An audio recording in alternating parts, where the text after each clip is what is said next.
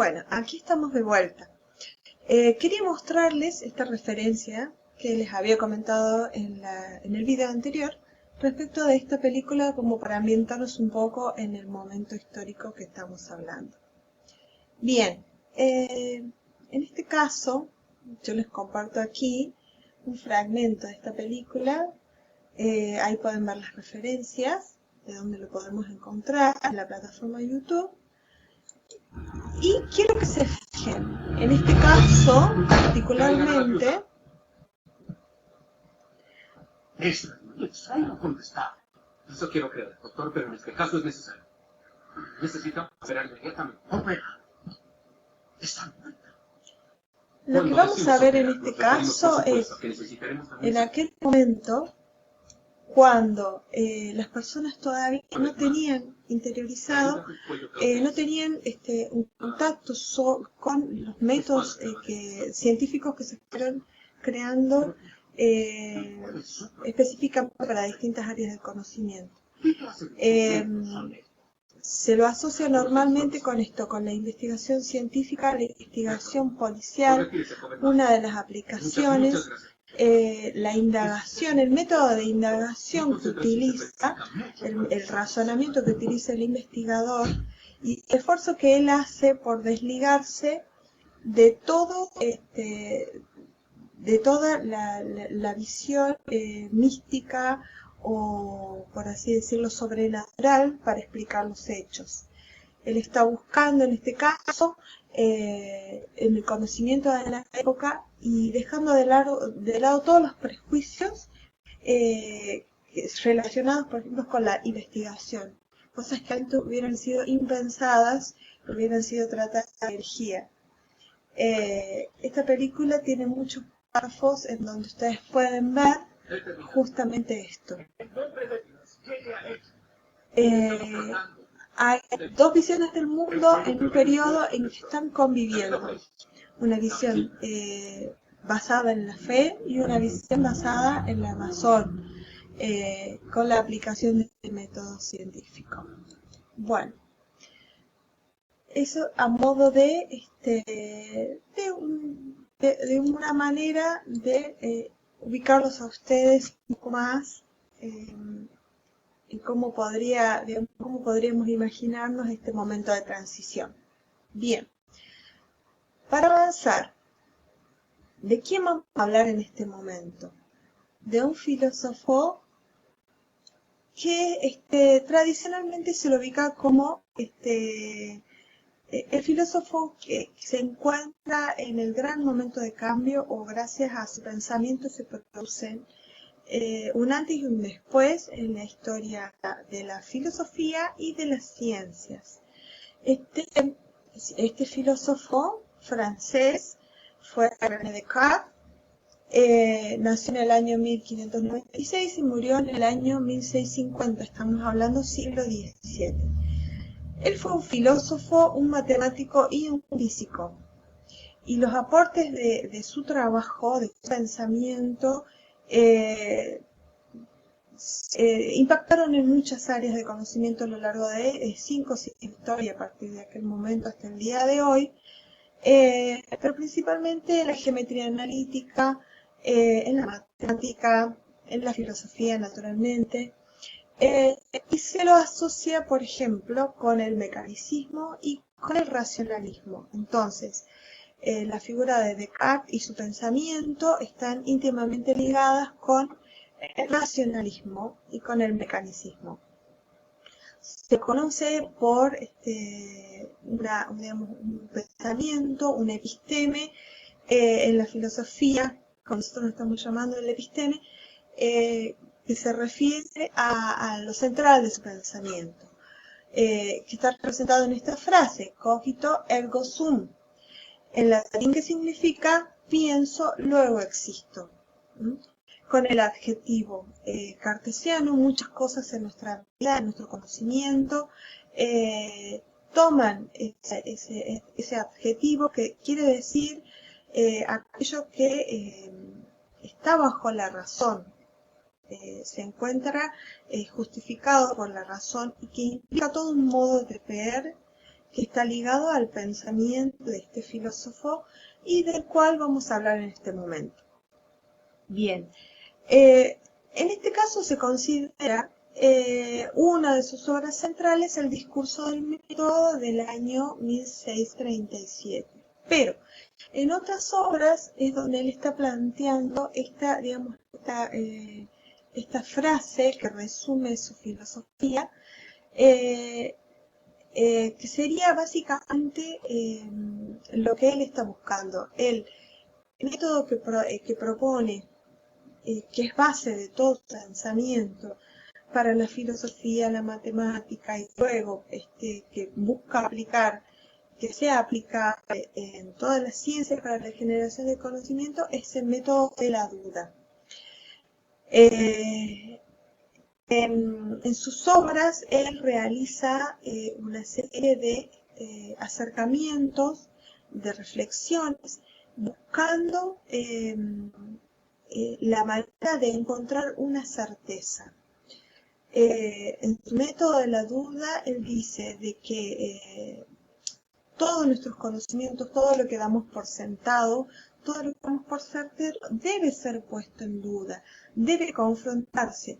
El sujeto debe confrontar con esos conocimientos, con esas verdades instituidas, ponerlas en duda y a partir de su método, dudar sistemáticamente. Lo que se sostiene en pie, aquello que se puede sostener en pie, es lo que puede llegar a considerarse verdadero. En sus obras, que ustedes pueden por ahí indagar en muchos sitios, básicamente lo que nos está diciendo su pensamiento es que lo único que él puede estar seguro es que duda. A eso se refiere esta frase. La única certeza que tengo es que dudo. Más allá de todos los planteos filosóficos que él hace de por qué algo no es, de por qué todo no puede ser cierto. Esa duda es lo que le permite al hombre entender que piensa. Y en cuanto piensa, existe. Esto quiere decir que no el pensamiento cree las cosas, sino que de lo único que puede estar seguro es de sí mismo como sujeto que piensa porque duda. Porque duda se da cuenta que piensa y se da cuenta de que él existe. Hasta cierto momento, Descartes plantea que la única certeza que tiene el ser humano es sobre sí mismo. Y luego, en otro momento, digamos, de su pensamiento, se encuentra en la necesidad de justificar la existencia de sí mismo, de los demás y de la realidad por medio de la noción de Dios. Bien, esto es a grandes rasgos lo que podemos hablar sobre Descartes. Pero quiero que recuerden y relacionen los adjetivos cartesianos respecto de su pensamiento y que recordemos que a partir de Descartes y sobre todo con esta fundamentación filosófica que da Descartes, el eje del pensamiento o quien tiene el poder de determinar lo que es verdadero o no es el hombre, el pensamiento del hombre, el razonamiento del hombre. Entonces se corre de eje, deja de estar en la potestad de Dios y partir de la fe y pasa a estar en el hombre y su capacidad de razonamiento. Esto es algo muy importante. Entonces, el método científico y la visión y la filosofía de Descartes implica una serie de cosas que tienen una trascendencia para nuestra civilización occidental hasta entrado el siglo XX y quizás hasta el siglo XXI en muchos aspectos de nuestra cultura y de nuestro pensamiento. En su momento significó entonces la ruptura paradigmática del ser al conocer. el ser parte del pueblo de Dios, el ser parte del mundo a partir de la potestad que tiene Dios de crearnos y ponernos en el mundo, y ser parte de una comunidad y ser el sentido de la fe. Uno es porque es creación de Dios, y el sentido de su vida y el protagonismo que tenemos en la vida y el mundo de alguna forma está ligado, siempre está ligado a la fe y a la noción del cielo y el infierno, de todas digamos, las cuestiones filosóficas, éticas y morales que dictamina la fe y el dogma de la religión católica para el mundo occidental. En nuestro caso, Descartes viene a correr ese eje al conocer, y el conocer dependiendo del sujeto en sí mismo, por medio de su razonamiento. Entonces, este conocer implica una nueva noción de individualismo que va a ir gestándose y adquiriendo distintos aspectos a través de la historia hasta nuestros días.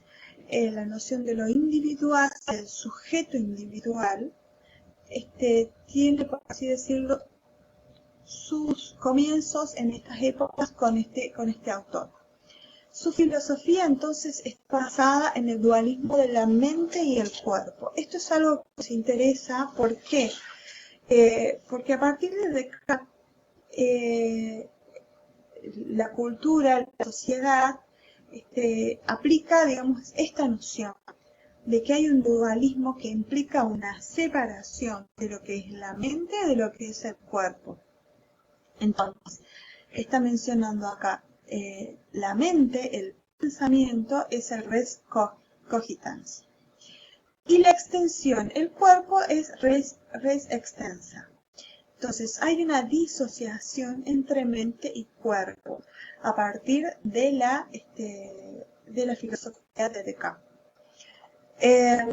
Y esto tiene otras implicancias en el modo de ver el mundo que ya lo vamos a ir comprendiendo un poco más adelante.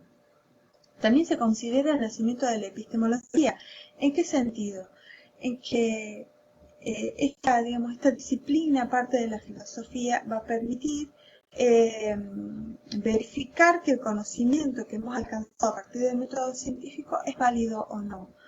Es propio de la filosofía de Descartes, de la duda metódica, la necesidad imperiosa de investigar, poner en duda constantemente cada nuevo conocimiento, ponerlo a prueba, interpelarlo,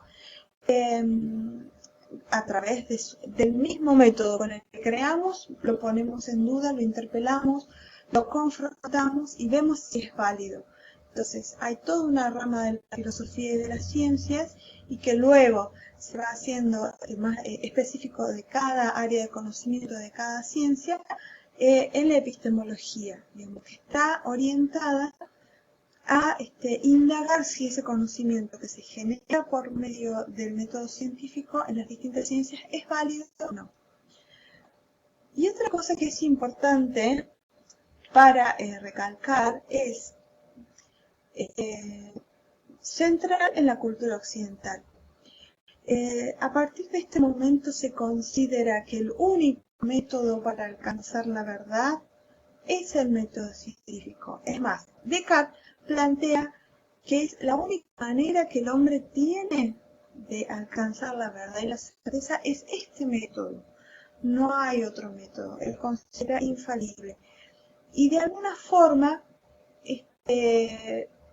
está postulando de que hay un único método que es aplicable a todas las ciencias por igual, y que es la única manera de encontrar la verdad.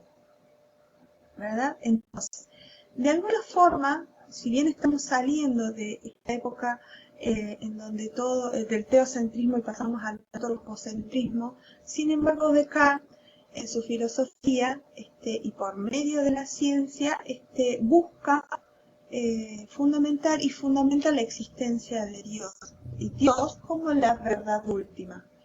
Entonces, de algún